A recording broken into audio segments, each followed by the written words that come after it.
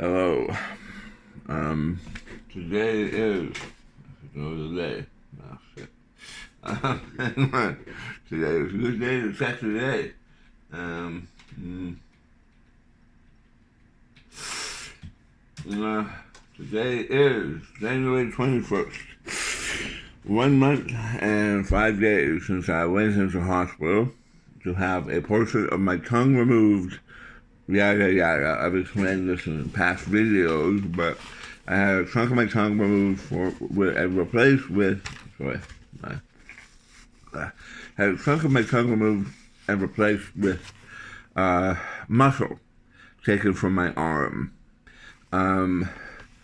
Trivially, one of the supposed possible side effects is that I could grow arm hair on my tongue. So, I have no idea how that will affect my speech or my eating, but I could end up being Mr. Hairy Tongue. I guess that'd be my new punk rock name. Hi everybody, I'm Hairy Tongue. Something. I don't know. Anyhow, people are asking if I have updates. The short answer is not really. My speech is still horrible. I have been trying to socialize a little, so I've just met with him all, talking to a fellow movie fan for a bit today. And what I found is that the more I speak, the more the saliva builds up inside my mask. So I end up with this totally soaked cloth mask, soaked with my own drool. I don't know why. I've been actually quite drooly the last couple of days. But my speaking seems to be slowly improving. I have my doubts that I'm going to get back to an acceptable level of clarity. I hope I do. As I may have mentioned, it's mostly sounds made inside the mouth that involve tongue motion. Bilabial sounds, pa, ma, ba, whatever, fa, no problem. But, like, if I try to say the word slippery, slippery? It's not so good. Slippery. No, that's a bit better. Slimy. Even I don't know. How about Weaselers? Let's try. The kid killed his cousin. Sing a song. Go. Yeah, I guess all sounds are kind of getting a bit better. The worst ones are the things made on the alveolar ridge, and especially clusters, ST, SN, I assume, snake. I'm not even rating spit production as being a problem. If I can, maybe I'll be the world's wettest ESL truther. Maybe my pronunciation will come back, but I'll have to stop to spit into a napkin every 5 minutes. What? Hey, look at my tongue. Yeah, it's looking very pink. That's apparently a good sign, or else it's a sign that I've been biting parts of it off, biting off the outer layer in the process of eating, or that it's getting scraped off by the food. As I mentioned, I've been on solid food for a while. Mostly soft things. Things that have little hard particles are not so good. Even I tried some cooked beans from Download Chicken, the side order of their cheesy beans. Cheesy beans. Sounded bad. Anyway, I'm going to try to do that again. A side order of their cheesy beans. It sounds awful. And the beans themselves and the cheese and the sauce, it was all fine. But the beans had little, what do you call them? Not cases, but skins, whatever. The skins of the beans, I was choking on them. They stuck in my throat and was threatening to go down an air hole, which is no good. Anyhow,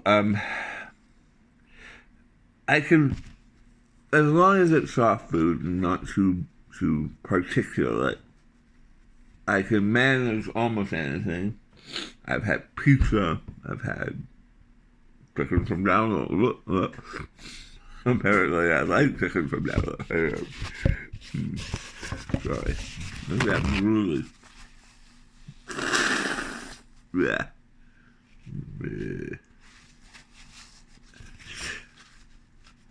Not cold, no snot, and it's just drool. So, pizza and chicken from down low. I've been able to eat pretty normally, but it's very small portions. I lost about 35 pounds so far since I went into the hospital. I went in at about, I think probably more like 40. I went in at about 330 pounds. I came out at about 295 pounds.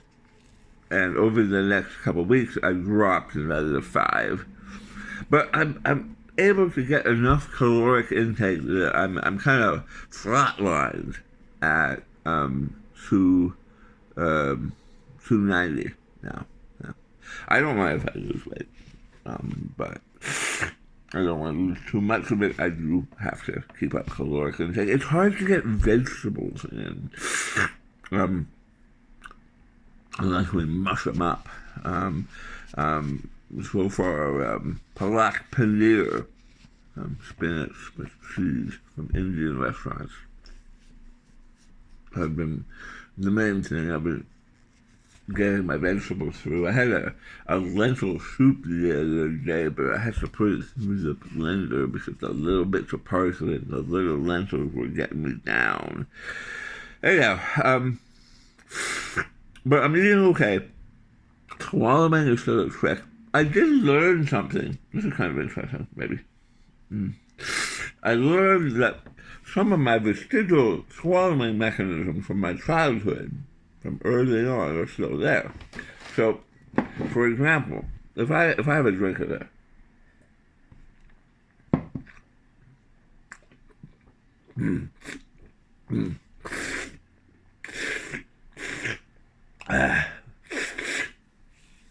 being able to swallow that normally, that was not normal, obviously, being able to swallow that normally depends on my tongue pushing the liquid back.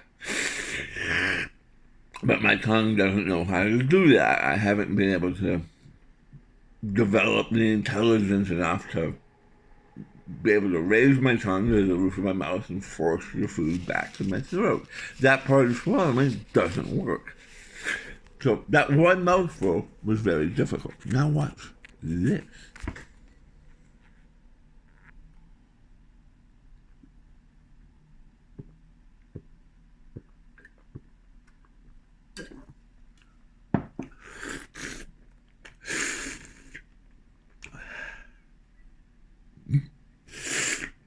The last part was a bit much because I stopped, but for as long as I was doing that it's almost a breast pump action. It's almost like I'm pumping milk out of my mama's breast. That mechanism works just fine. And I don't know what my tongue is doing. What is my tongue doing during that? I don't know. I think it's the lips and the mouth and the throat that are making that possible. Now, I want to show you something else. Give myself a generous portion. I'm having real sugared Coca-Cola.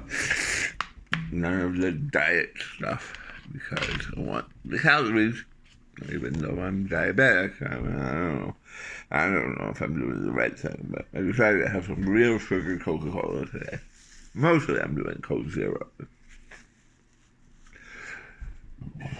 Possibly I shouldn't be doing any of it, but I am. Anyway, the other thing I learned,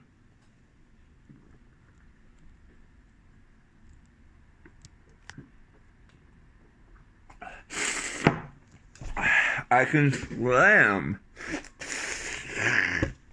like chugging a beer. I can pound it back. So, I mean, I wouldn't have tried that my first week out of the hospital. Just out of terror, I would pour it into my air hole, choke to death or something.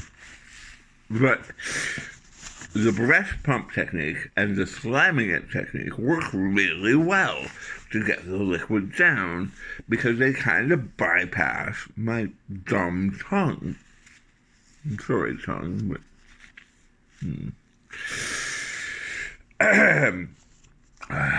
So, and sometimes I can make my food go down using my tongue. Sometimes I get lucky almost, but I haven't been able to consistently, if I have a bolus of food in my mouth, getting my tongue to push it back is still the hardest part. It's the major impediment to my swallowing. I think my throat works fine, my lips work fine, obviously.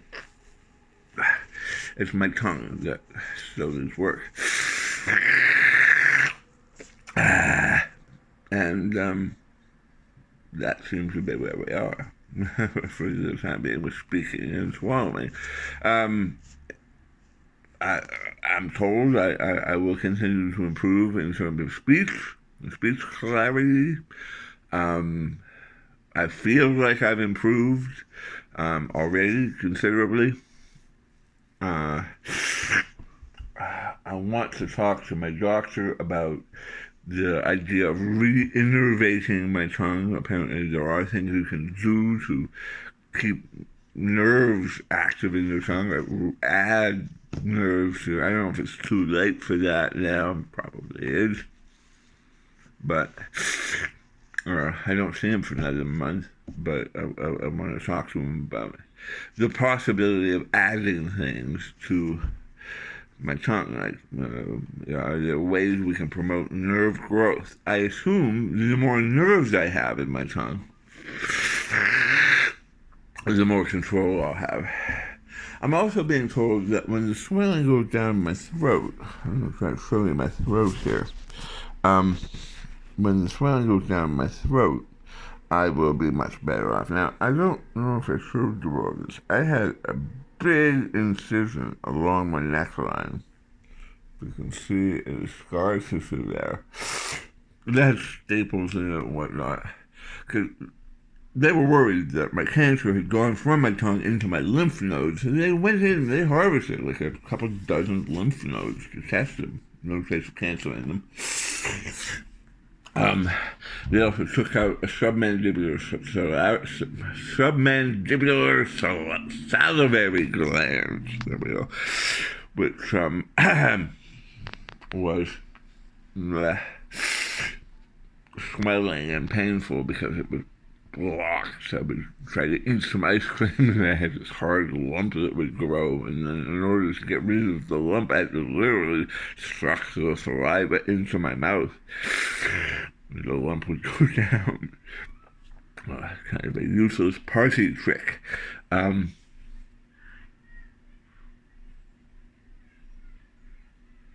have a belt.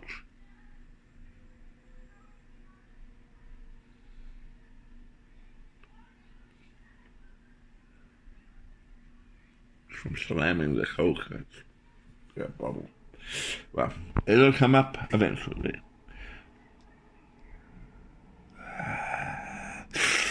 Okay. What was that? Anyhow, yeah, neck dissection was part of it, and I don't know if you can see it, but this whole area, right down along here, is very swollen. So there's tingling and numbness in my chin. This whole area is difficult to shave. I try to do my best to shave it evenly, but this whole area is still very tender, very sore. It feels like a gigantic lump. If I didn't know better, my voice box is still there, my trachea, all that. If I didn't know better, I would think that the tubes were diverted or something, because it feels like it's like an outgrowth of my throat. Very swollen, actually. It doesn't look that bad, doesn't show up, but I really feel it, and I'm told as that goes down, it will also increase my vocal clarity. Vocal clarity. Vocal clarity. Vocal. Oh, that didn't work. Vocal. Make the tongue go to the tip of your mouth. No. La. Vocal.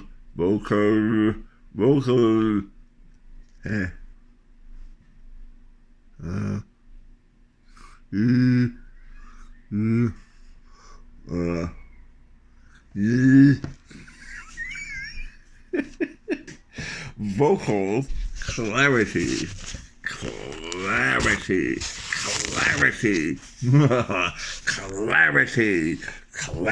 of voice. La, fuck you. No.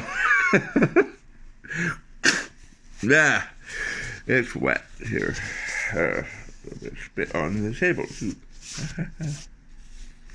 Vocal clarity. It's interesting. It was actually really hard to make that L sound, and then it worked. And I can't really say what was the difference between my saying vocal clarity and vocal clarity. La.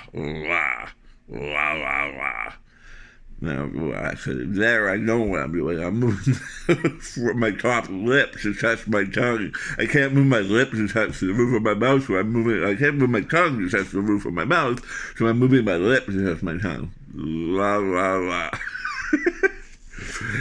Not recommended technique, folks. Excuse me. There it is. Found my burp. Anyhow, the other major concern has been my wrists. I'm still putting polysporin on them. This is where it gets gory, folks. I'm going to show you my left wrist as I dump my meds on it. Let's hold that. Oh, it balances on the Coke bottle. All right. It's gore time.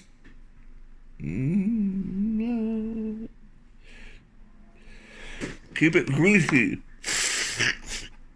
Pardon me. Keep it greasy.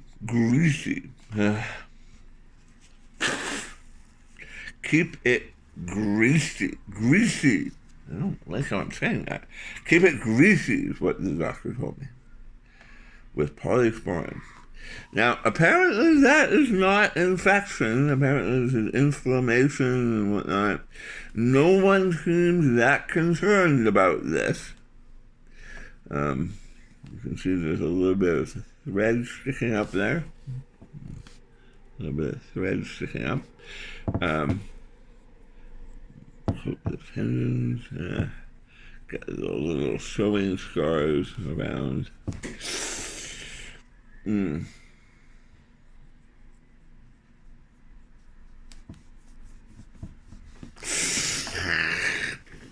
Alright, time for number 2. My, I'm a good angle to show this one to you with.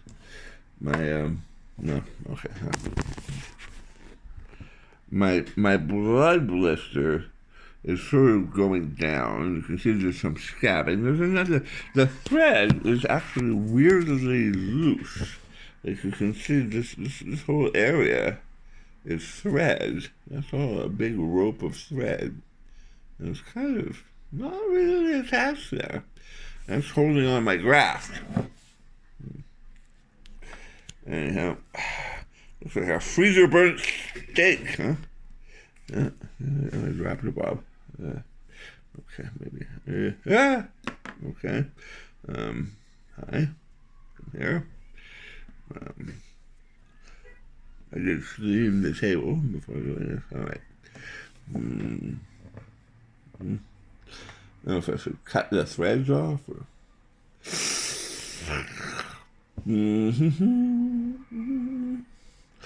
The doctors say that it's going to be a matter of about 3 months before they start to heal.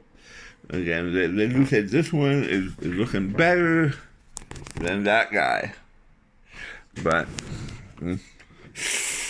I gotta take their word for it. They both look pretty gross to me. There is some pain.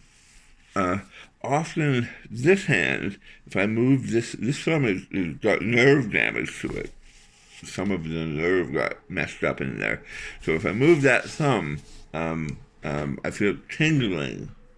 And it feels sort of dead. It's like my thumb is asleep, but it never wakes up. Got a bit of that in this thumb too, but this one was worse. This is the one that was more tightly bandaged and a big cast. This was the first one that went under the scalpel. Yeah. I don't know why I'm so wet today. I wasn't this wet a few days ago. It started yesterday. I was the drool king. Anyhow,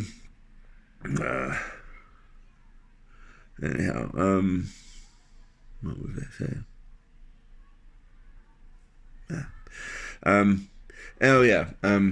So some things don't hurt. Like I can pick up a glass. I can drink. I can move my mouse. My mouse does hurt a bit because if I go like this, if I click my fingers, you can actually see.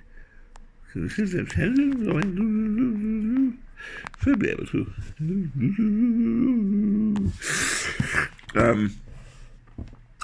Anything that puts twisting hurts a bit. Some of it hurts. Like twisting it around hurt and stretching it and things like that hurt because this is a big dry patch. I don't know if you can tell, but this is very dry and kind of constricted. So there's a pulling feeling that comes, like I'm stretching the skin, and it doesn't like that. So movement like that hurts, but also a good example would be turning open a doorknob hurts quite a bit. My arm is too weak for it. Pardon me. And just it doesn't feel good.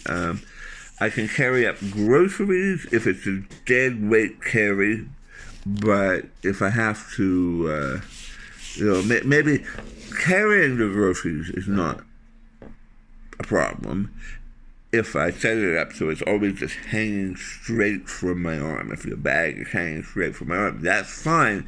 But picking it up involves twisting and turning, and there's a certain kind of pressure. I haven't actually been able to put my finger right on it, but there's a certain kind of pressure. It's quite painful.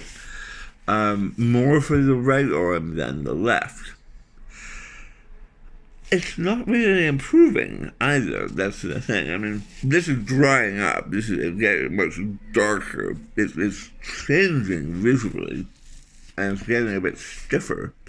But the painfulness of carrying things, if I lift them in the wrong way, and there's a twist in the arm, and there's a stab of pain, stab isn't the right word. It's duller than that, but a sudden onset of pain? I don't know. It doesn't feel good. And that's not improving. And probably won't for a few months. Anyhow, my short-term disability has been extended till June. God knows where I'll be by then. I'm interested to hear it, to see it myself. Obviously, as long as I have long sleeve shirts, I can come to work with this. I can bandage it up. That's not a problem. But fitness for work depends on the clarity of my speaking. The other thing I should mention just before I sign out is that there's really not a lot of good resources I'm finding out there that help you with this sort of thing. There is something I should be trying where they talk about. They say tongue depressor. I'm going to use a plastic fork. So you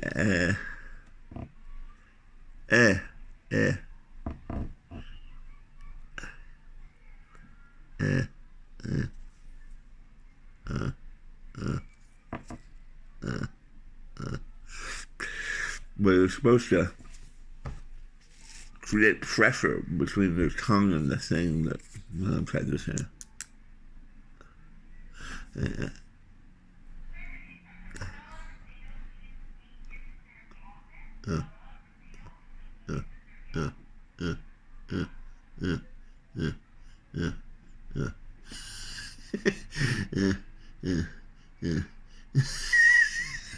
You see the drool pulling on the table there.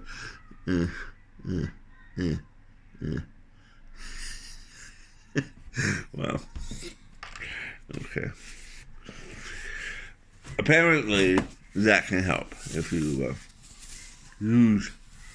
I guess I might get some tongue depressors, but you create some resistance between your tongue and like push up with it and whatnot. Apparently, that can increase the strength of your tongue, maybe increase your control. I don't know, but I will try it. Did I get drool on my wounds? Questions of the day.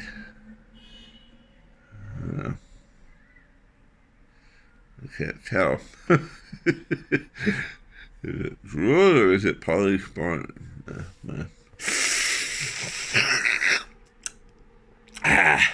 All right, that's it. January 21st. That's my update.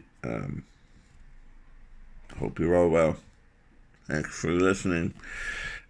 The journey continues. I'm sleeping well. I should mention this. One big improvement this last week. I've had full night's sleep every night. I've been sleeping 5-6 hours in a row, which is great because I went through about 3 weeks where I was sleeping maybe 2 hours. So that's been a marked improvement. I'm more rested. I'm also going out and about. I went to Metrotown. I got some poutine to try to eat at home. I got a couple records and movies to entertain myself. So, I'm going out a little bit. I can walk around. Erica's away for the weekend, so I'm taking care of myself. I'm not that worried about it. I don't really want to do the dishes or change the cat litter with my open wounds, but she just did it before she left, so hopefully I don't have to until she gets home. Everything's okay. It's just my mouth is screwed up and my wrists are screwed up. The patches on my thighs where they put skin on the arms, they're basically fine. I took a bath this morning. I'm no longer worried about protecting them. There's still a little scabbing on the left one, but they're mostly healed. Anyhow, that's all for now. Bye-bye.